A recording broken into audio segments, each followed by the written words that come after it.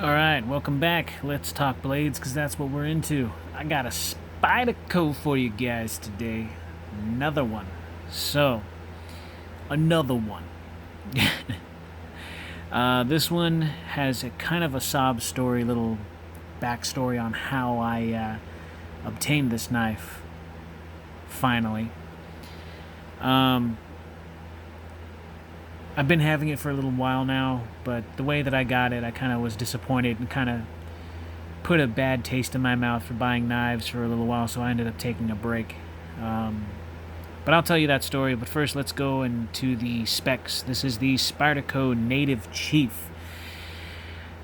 Very, very awesome knife. Very just one of those type of knives that you just gotta have. It's really nice and long. Just really good. Really light. Effective. Got that needle tip. It's really nice. Ooh, sharp, sharp, sharp. Yeah. Here it is, Golden, Colorado, USA Earth. And, of course, the Spyderco CPM S30V blade.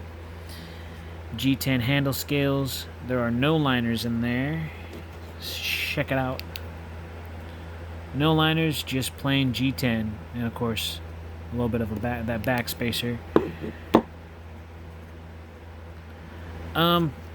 One of the knives that I just really, really wanted when it first came out, and I'll tell you the story on what happened. Kind of put a bad taste in my mouth on, I'm not going to say where I got it from. It was not Amazon, I can tell you that. It was not eBay, it was another third-party retailer. Let's go into the specs. So my scale was kind of goofing off the last time I tried to record this video, so let's hope that it's doing a little better right now. I think I calibrated it okay. We'll find out. Put new batteries in it. Alright, it seems to be working so far, so let's go to the weight. It's 3.94 ounces. Guess that's good enough for me. And let's go to the length. Yeah, it is a probably a little over a 4-inch blade. Overall, a little over 9 inches. Not too bad. And let's go to thickness. On the blade, you're looking at a 2.9. And on the handle, you're looking at a 10.7. Gotta love G10, man. This is just the nicest. I love Spyderco's G10. It's not overly aggressive, but it's just right for the grip. It's really good. I like the jimping that you have here on the top and on the inside of this choke-up choil. I guess that's what I'm going to call it now, the choke-up choil, but you got so much room on that handle. Very lightweight, very pokey stabby. I like it. Look at how fine that tip is. That's nice. One of those type of tips. Stab, stab. Anyways, really, really sharp. It is. Here's I can get it out. There it is. Piece of rubber from Spare Rubber Band. If I can get that, I'll put that on the blade right there. And just pull it through. Yeah, sharp. Here's some paper. The tip is, it just cut right through it with, it was just nice. And then of course, look at that. I'm not even trying. That's just how sharp this thing is. That's the first time I've ever actually used it on anything. So, let's go into the story of what happened. So when this knife first came out, it was pretty hard to find. I went to Amazon, they were sold out. Went to eBay, and not very many sellers on this. I think there was a few, but they were really overly priced. I ended up paying $200 for this knife. Now that I look back on it, it's $168 even on Amazon, and it is available now. But when it first came out, it was pretty difficult to find. So I ended up going to a knife company. I'm not going to say who. I'm sorry, I'm just not going to. And there's a reason why I'm not going to expose them, because they made it right anyways at the very end. I purchased it, I was waiting for it. It took about 2.5 weeks to get to me, which I thought was a little bit long, and it was. And I got this box, had my name on it, had everything, all the information on it. I cut it open, and there were a bunch of packing peanuts and a scrunched up tube sock. It was a clean tube sock, and nothing else. No order form, just peanuts, packing peanuts, and a tube sock.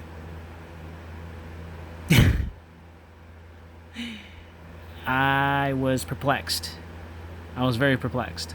I was like, it's got to be in here somewhere. I empty out the entire box, looked inside of it like it's some magical dimension is going to open up and my hand's going to reach in to find a little gnome holding onto it and saying, here you go. You were looking for this. Like, yeah, no, that's not how it frickin' played out. I ended up getting a damn tube sock in a box with packing peanuts. I was pretty upset. So upset that I ended up contacting the place where I ended up purchasing this knife. And it was about I want to say on and off for about a week of, at first it was 2 phone calls and then it was emails after that. I told them, yeah, this is what happened, this is what I got, I didn't spend $200 on a tube sock.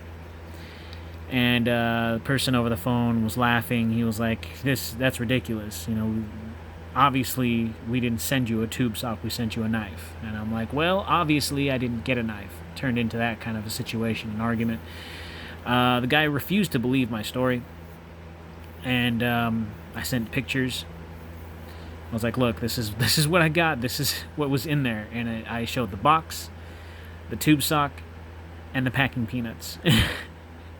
All set very neatly in this photo, and I was like, look, this is it. And like I said, he kind of chuckled and he's like, I refuse to believe that. That's not what we sent. And I was like, well, this is exactly what I got. So we went back and forth. We'll investigate it, yada yada yada. Maybe it's whoever shipped it. I'm not going to say who. I'm not going to say what it was, what company. I'm not going to say who it was, where I got it from. I'm just going to tell you the story of the unfortunate mishap. They ended up refunding me half of the money, so I ended up getting like roughly about $100 back, just transferred into my account. I ended up kind of pissed. I didn't get anything after that. I didn't hear from them for about half a month. And then all of a sudden, lo and behold, it shows up. I ordered it and it went to a friend's house instead of my house because I told them that I just wanted it sent there. And they said, okay, well, we'll send it to you. And I said, all right, well then when you send it, if you ever find it, I would pay you the other 100. And they said, no, go ahead and keep it. If we ever come across it, it'll be our way of, just here you go, And I was like, okay, well, fine. So I totally forgot about it. I didn't think I was ever going to get it, and then lo and behold, it shows up. So I pick up the package, I open it up, and to my surprise, I ended up getting this guy. So I was really happy that literally I only spent $100 on it. But initially, I bought it for $200. So they didn't say anything. There was no email, no phone call after that. No contact of any kind. It was just surprise, like we found it. So either it was stolen or they felt bad and they investigated it. They came down to the bottom of it. Maybe the person who shipped it off was sketchy and they caught him. I don't know. There's only so many stories I can run through my head of any, the outcome of what could have happened, but I ended up obtaining the native chief eventually, and now I'm happy that I have it. Carried it for about a day, maybe less, and then I liked it so much I put it away. it's nice. It's very, very slicey. It's very big. And to show you how big it is, right now I am carrying the Benchmade. I can't even think of names right now.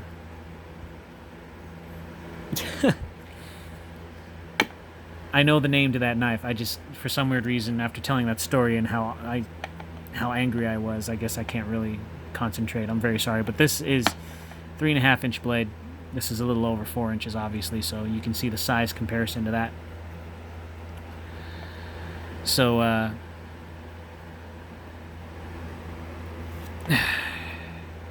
I'm sorry, just, it reminds me of the feelings I went through. 537, the model 537.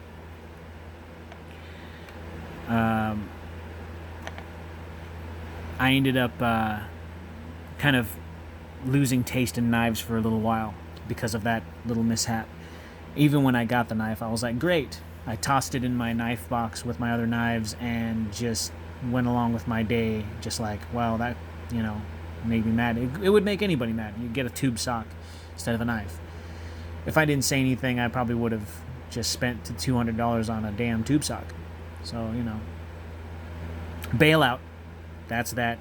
Bailout.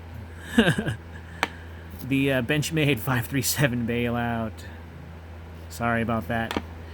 It's just the mixture of thoughts and feelings on this guy is just... Ugh. And then, of course, my scale not working the first time I tried to record it for this knife. I think, you know, I don't know if this is a bad luck knife or just the energy from it was just all kinds of super negative. I don't know. Either way, if you're looking for it, Amazon has it for less than $200, so that's always good. It's a great knife. I think it's more murdery than anything else. I mean, because you got all that handle and all that reach, and I just like the look of it and the feel of it, the sleek design of it. It's really nice, really lightweight. Choke up on it if you really have to. So this is a great knife. It really is. It doesn't really have too much carry time because of how big it is. But this is the one that I'm carrying right now, is the bailout. It's super fun with the access lock. It's just a lot of fun flipping it open and closed. So I just enjoy it. And of course the deep carry pocket clip. Always, always greatly appreciated. So that's my story on this. Like I said, I'm not going to expose any names or anything. I'm just going to say that I'm glad that I have it now.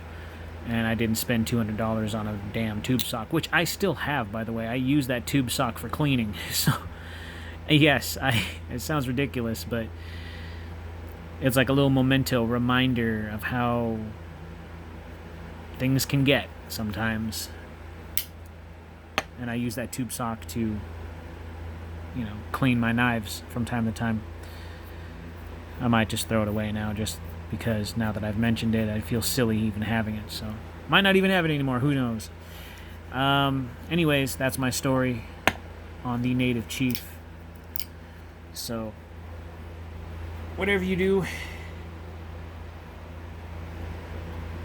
buy from Amazon. At least you can track your damn thing and you can find out whatever happened to it and not have to worry about the mishap that I ended up going through. But yeah, great knife. Happy to have it now, finally. Ugh. See you guys in the next one.